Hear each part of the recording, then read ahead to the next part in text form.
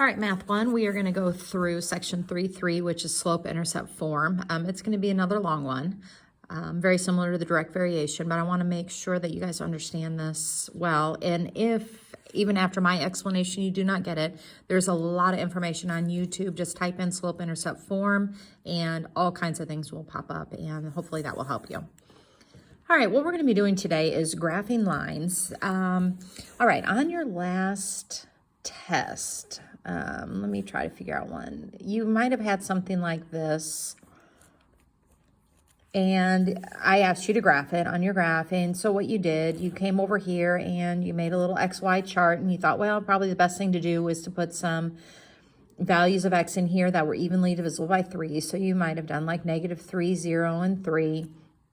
Put -3 in here, which gets you -1. -1 plus 2 is 1. You put 0 in here, you get 0 plus 2 is 2. You put 3 in here, you get 1. 1 plus 2 is 3. Then you went over the graph and you graphed it, and it was a linear line. Okay, because we talked about what's linear, what's not linear. Anyway, that's kind of what we're going to be doing today, but I'm going to show you a different way to graph this so we don't have to make a chart every single time. What you're going to be doing is using this right here, which again, if I covered this up, that is your direct variation equation, which we did, y equals kx. But this too also has a meaning. So we're going to go through and show you how to graph it in a little different way. All right, let's go through some of the stuff here in this box. It talks about a family of functions is a group that has common characteristics. So in our case, they're all going to be linear. The parent function is the simplest function of any of these. So if you look over here, these are all linear lines. This red one is the parent function. It is your direct variation. It is y equals x. It doesn't get any easier than y equals x.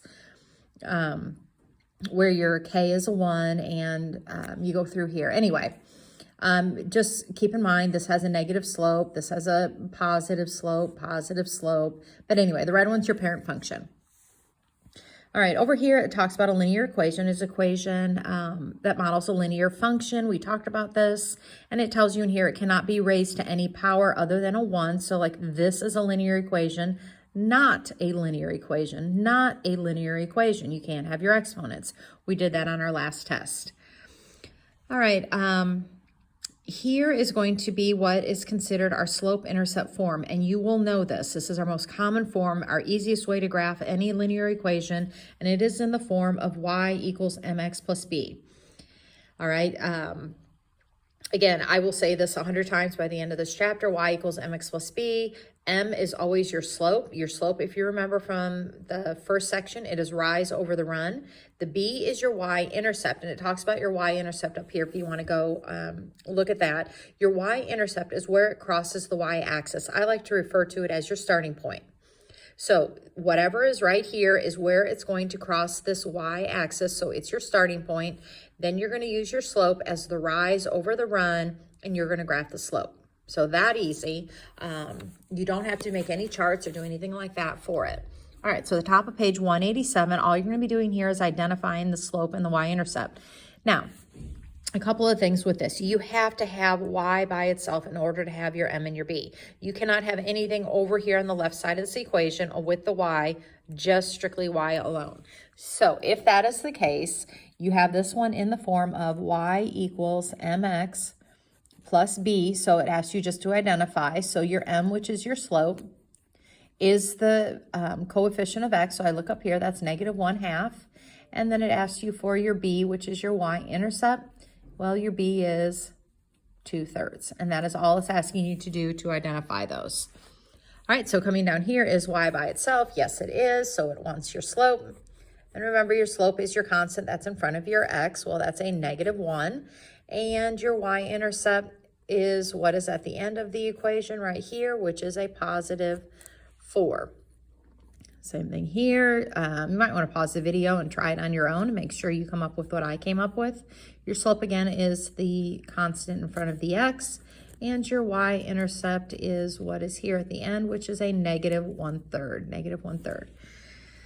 All right, writing the equation slope-intercept form. All right, so it's giving our slope, it's giving us our y-intercept, so it's very easy. This is your m, this is your b, so you say y equals 3/2x minus 1. Okay, so pretty easy. Come over here again, pause the video so you can give yourself some time to try these on your own and then check your answers with mine. So y equals negative 0.5x plus 1.5. And here you're going to have y equals negative 2x plus 8/5. All right, that was easy enough. Same thing here. What do you expect the slope of the line to be from looking at the graph? All right, so what you're going to do is we're writing the equation from the graph. So the first thing you're going to do is identify, if it were me, I would identify my b. Where is it crossing this y-axis? So it looks like it's crossing at 2. To find your slope, there's a couple of different ways, but you just find any 2 points along the line. So I'm going to find this point right here. You remember we make our slope triangle. We talked about that in the first section. So it's definitely negative sloping. So I'm going to walk from here to here. So I'm going to go down 1, right 1. And if I go down 1, right 1, that's my slope. Well, that simplifies to negative 1. So it's y equals negative 1x, and you can put a 1 if you want, negative 1x plus 2. There's my equation. Okay, so let's go over here and practice that a little bit here. Again, the first thing I would probably do is find my y-intercept. So my b, or my y-intercept, is at 3. Your slope, again, make your slope triangle. So you're going to find a perfect point right here. And you're going to walk from here to here. So I went down 1, right 2, rise, over, run. So y equals negative 1/2 x plus 3. All right, so here, again, pause the video so you can try one on your own without me watching me do it. So our b is negative 2. I'm going to use this point right here. I'm going to walk from here to here. So I'm going to go up 1, 2, 3. And I'm going to go right 2. So again, my slope is always rise over run. So y equals mx plus, plus b. I would probably just write minus 2 here, but that's okay. All right, here we're going to be writing from 2 points. So again, I need my slope. In this case, you find your slope like we did the first chapter, or the first section. So you're going to do that. So you're going to take negative 3 minus a negative 2, which is really addition. Then you're going to take 1 minus 3. All right, well here that gives me negative 1. This gives me a negative 2. So simplifying that gives me a half. There's my m. All right, so this is a little bit more tricky. We're going to have to do a little bit of algebra here. So now that I know my m, I'm going to write y equals 1/2 x plus b. Now, there's a couple of ways to do this. I'm going to show you probably the way I would do it. You might find different ways on the internet if you want to look that up. Pick a point. It does not matter which point you pick, but pick one of them. 1 is your x, negative 3 is your y. So I'm going to take negative 3, input it into here to the y. Leave my 1/2. I'm going to put the 1 here in for the x. And I'm left with the b. So doing my order of operations, I'm going to multiply this together. So I get negative 3. 1/2 times 1 is a half. Plus b. To get b by itself, I subtract the half over. All right, so b is equal to negative 3.5. So here was my m. Here is my b. And it asked me to write the equation. So you're going to write y equals 1/2 x, mx, plus b, and since b was negative, I just put minus. All right, so that took a little bit of work. Again, pause and try this. The first step is to get your slope. Okay, so subtract your y's, so negative 1 minus 4, and then you do your x's, same thing to your x's. So you'll take 3 minus a negative 2, but again, remember minus and negatives in addition. So you get negative 5 over positive 5, simplify that down, and you have your m. All right, and I'm going to use this to get my b. So I'm going to start my equation. Y equals mx plus b.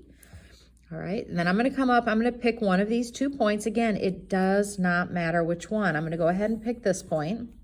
This is your x, this is your y. So I put 4 in place of my y right here. I'm going to take -2, put it in place of my x. So I have -1 times the -2 plus b. Multiply this together. Solve for b. So there's my b, here's my m, and I go finish my equation. Y equals -1x, so mx, and then plus the b we just found, plus 2. Now, you can check your answer. Since I chose this point, I'm going to use this one to check it. Take this 3. Here's how I'm going to check it. Put it right here. If I put 3 in here, I have -3 plus 2. Does that equal my y, which is -1? And it does. All right, right here, same thing. 2 minus 3. And it's going to be 1 plus 3. All right, so I have -1/4. There's my m. All right, so y equals -1/4 x plus b. I'm going to pick this point. 2 goes here. I'm going to put 1 here, which is just -1/4 plus b. Add my 4th over, so I get 2 1/4 is equal to b. So finished answer is y equals mx plus b. And there is my answer to that one. All right, so a little bit of work there that we did. All right, here we go. Graphing this equation. Okay, this is not bad at all. We do not need to make our chart anymore. We're smarter, we're wiser. We do not need to do that. So what we're going to do, the first thing is always your initial value, your starting point, which is 4. Remember, this is your y-intercept. It's where it crosses the y-axis, so go up 4. I know this is a point on my graph. From there, I'm going to use my slope. And remember, slope is always really handy if it's a fraction because it's the rise over the run. So this is giving you the directions, what you're going to do from your starting point. So I'm starting here. I'm going to go down 3, and I'm going to head right 1. And I make a point. Again, down 3, right 1. Down 3, right 1. Okay, and I'm doing the down 3, right 1, down 3, because that is my slope, the rise over the run. Remember, I'm going down and right. All right, that's what makes it. And when I finish, I'm going to connect these, make my line. Now, is that a negative sloping line? Yes, it is. Okay, this one. Okay, if you look, we're going to have to start down at -8. So I'm going to skew this graph quite a bit. All right, so this is my B. This is my starting point at -8. So I'm going to go down 8. 1, 2, 3, 4, 5, 7, 8. There's my y-intercept. From there, I'm going to do my slope. Remember, my slope is always the rise over the run. So I'm going to rise up 4. 1, 2, 3, 4, run 1. 1, 2, 3, 4, 1. Okay. And then, sorry, it's hard to hold my camera and connect your line hopefully a little bit straighter than I am doing. All right. I think that probably takes care of most everything. Like here, I guess let's do one of these word problems. A plumber charges $65 fee to repair plus a $35 per hour. Write an equation that models the total cost Y when it takes X amount of hours. So here is your plumber fee. This is your starting. He starts at $65, but then he's charging $35 per hour. So the $35 per hour is your slope, and you're starting at 65. Okay, so there's the equation that models that that question. So here, suppose you have a $5 off coupon from a fabric store. You buy fabric that costs $7.50 per hour or per yard. So you want to write an equation that models the total amount of money you're going to pay if you buy X amount of yards of fabric. So the amount you're going to pay is your Y. You know you're paying $7.50 per yard, but you have a $5 off coupon. All right, so there's your Y equals MX plus B. All right, the temperature at sunrise was 65. Each hour during the day, the temperature increased by 5 degrees. Write an equation that models the temperature throughout the day. So what did it start at? 65. That is your B. What is it doing every hour? It is rising 5 degrees per hour. So there's the equation that models that. Okay, for your homework, let's see.